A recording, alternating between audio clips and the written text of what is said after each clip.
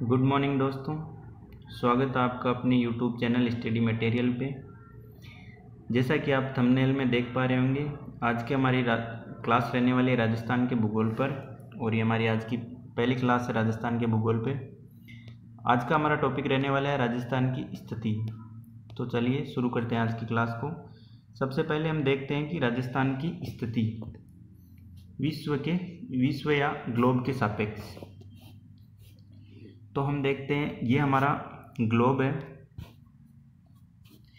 और ये हमारी रहेगी भूमध्य रेखा या इक्वेटर भी जिसे कहा जाता है, और ये हमारी रहने वाली है देशांतर रेखा, 0 डिग्री देशांतर, जिसे ग्रीनविच रेखा भी कहा जाता है।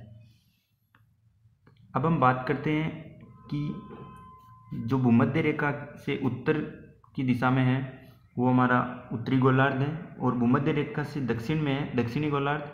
0 डिग्री देशांतर से पूर्व में रहेगा पूर्वी गोलार्ध, और 0 डिग्री देशांतर से पश्चिमी दिशा में रहेगा पश्चिमी गोलार्ध। तो राजस्थान की स्थिति की बात करें तो राजस्थान यहाँ पे दिखेगा, और ये दिशा होगी उत्तर पूर्व दिशा, जिसे उत्तर पूर्वी गोलार्ध भी कह सकते हैं, और इसे हम ईशान कोण भी कहते हैं। आगे हम देखते हैं राजस्थान की स्थिति एशिया महाद्वीप में या एशिया महाद्वीप के सापेक्ष राजस्थान की स्थिति को। तो ये हमारा रहने वाला है एशिया महाद्वीप का मानचित्र, जिसमें ये मध्य एशिया होगी, ये पश्चिमी एशिया, ये दक्षिण पूर्वी एशिया, ये दक्षिणी एशिया, और यहाँ पे रहने वाले हमारे राजस्थान की स्थिति। तो इस दिशा को हम कह सकते हैं दक्षिण पश्चिम दिशा या नैऋत्य कोण भी इसे कहा जाता है। तो एशिया महाद्वीप के सापेक्ष राजस्थान की स्थिति है दक्षिण पश्चिम। आगे हम राजस्थान की बात करते हैं, भारत में राजस्थान की स्थिति की बात करते हैं, तो ये होती है उत्तर पश्चिमी दिशा, जिसे वायव्य कोण भी कहा जाता है। हम देखते हैं जो दिशाएं हैं, जैसे उत्तर हो गई, दक्षिण, पूर्व और पश्चिम।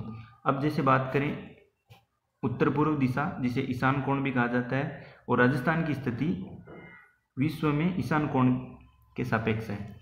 और भारत में राजस्थान की स्थिति को देखते हैं तो वो होती है उत्तर पश्चिम में, जिसे वायव्य कोण भी कहा जाता है।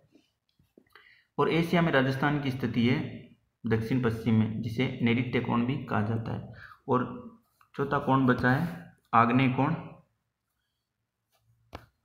जो दक्षिण पूर्व दिशा में होता है। आगे हम बात करते हैं राजस्थान की स्थिति के संदर्भ में सही कथन देख लेते हैं।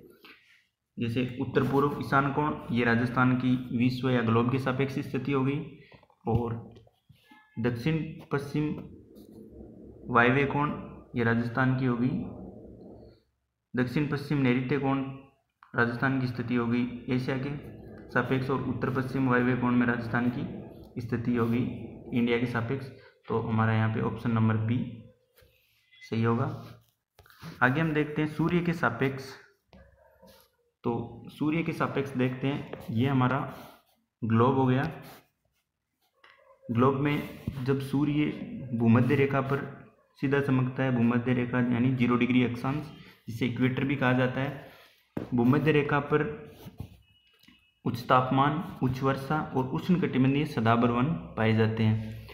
भूमध्य रेखा से उत्तर दिशा में ये हमारी कर्क रेखा हो गई, और कर्क रेखा 23.5 डिग्री उत्तरी अक्षांश।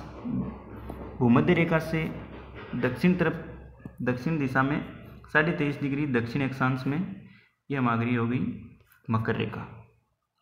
अब आगे हम देखते हैं भूमध्य रेखीय सदाबहार वन। अफ्रीका में इन वनों को भूमध्य रेखीय सदाबहार वन कहा जाता है। दक्षिण अमेरिका में अमेजोन वर्षा वन, ब्राज़ील में इन्हें सेलवास कहा जाता है, और दक्षिण भारत में इन्हें सोलावास के वन भी कहा जाता है। ये चारों वन पृथ्वी के फेफड़े कहलाते हैं। आगे हम देखते हैं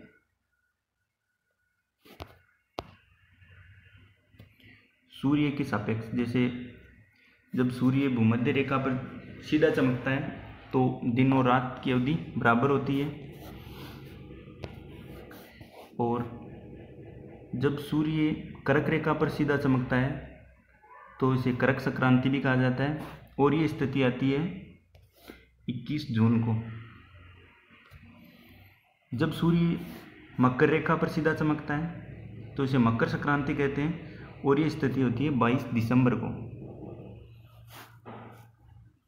आगे हम देखते हैं सूर्य जब उत्तरी गोलार्ध से भूमध्य रेखा पर सीधा चमकता है, यहाँ पे सीधा चमकता है, तो इसे बसंत विषुव कहा जाता है, और ये स्थिति 21 मार्च को होती है। और जब सूर्य दक्षिणी गोलार्ध से भूमध्य रेखा पर सीधा चमकता है तो ये स्थिति होती है शरद विषुव, और ये स्थिति होती है 23 सितंबर को।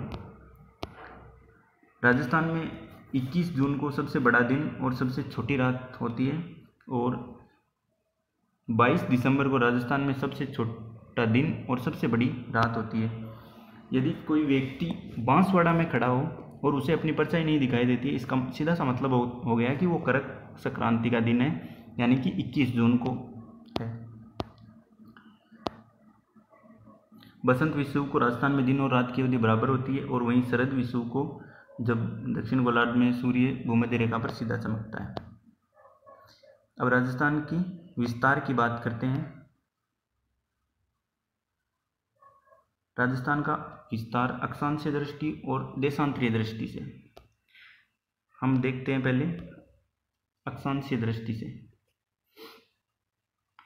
अक्षांशीय दृष्टि से राजस्थान का उत्तरतम बिंदु है वो कोणा गंगानगर में है, और जो दक्षिणतम बिंदु है वो है बोरकुंड बांसवाड़ा में। और राजस्थान का अक्षांशीय विस्तार 23 डिग्री 3 मिनट उत्तरी अक्षांश से 30 डिग्री 12 मिनट उत्तरी अक्षांश है, जो